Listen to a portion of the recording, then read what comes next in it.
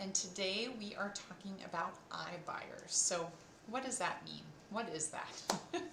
So there are plenty of websites online that will buy your home without ever having to deal with the typical seller process of having strangers coming through your home.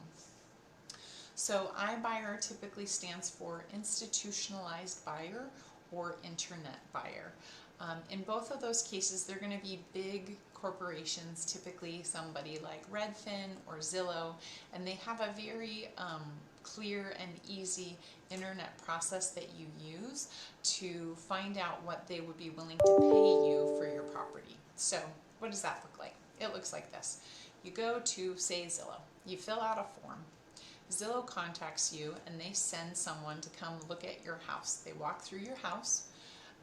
They look at everything and they take notes as to what needs to be done on your home. So for instance, maybe there's an electrical outlet that's broken, or maybe the furnace is at the end of its useful life, and they write all of that down.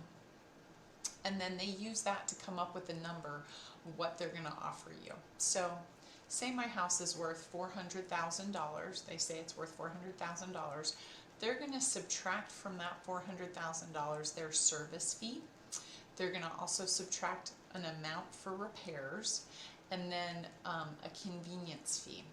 Now, they're going to name it different things, but in essence, what it ends up being to you is that about an 11% decrease in cash to you at closing.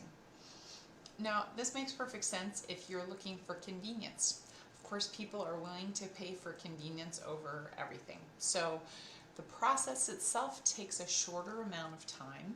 So you can do this process online. One person comes up to look at your property. They make you an offer, and then within a couple of weeks, it's closed and done. You have your money, it's over. Whereas working with a real estate agent, you'll get more money, but sometimes the process can be a little bit longer.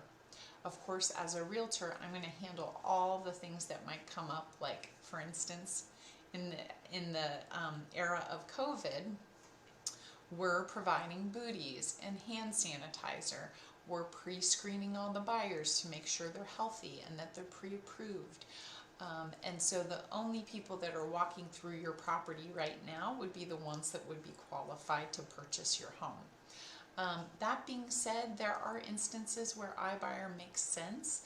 For instance, you have to sell in a jiffy. You have to be somewhere, or something's come up that it has to happen quickly. It's going to be really convenient and super quick. So that is something to consider, but you will be paying for that convenience. A couple of other things you should know. Let me think here. Yeah, really that's kind of the gist of it. You're not going to have to deal with people coming through your house, and that includes, for me, I'm going to have professional photography. I'm going to have perhaps a stager come, and obviously me. So you'll have some people coming through your house, but ultimately it results in more money in your pocket. So it just depends on what experience you're looking for and how quickly you need to get it done. As always, if you have any questions about this or any other topic, just direct message me. I would be happy to answer them.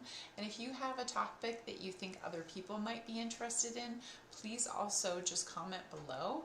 I would love to hear it, and I would love to answer it for you.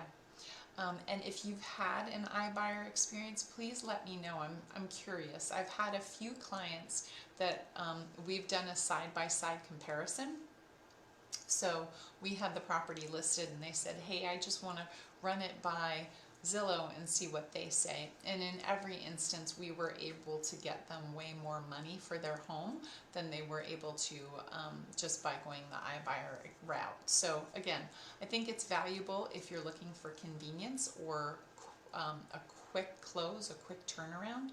But there's definitely the downside of not netting as much cash. Have a wonderful day. It was lovely to see you, and we'll talk soon.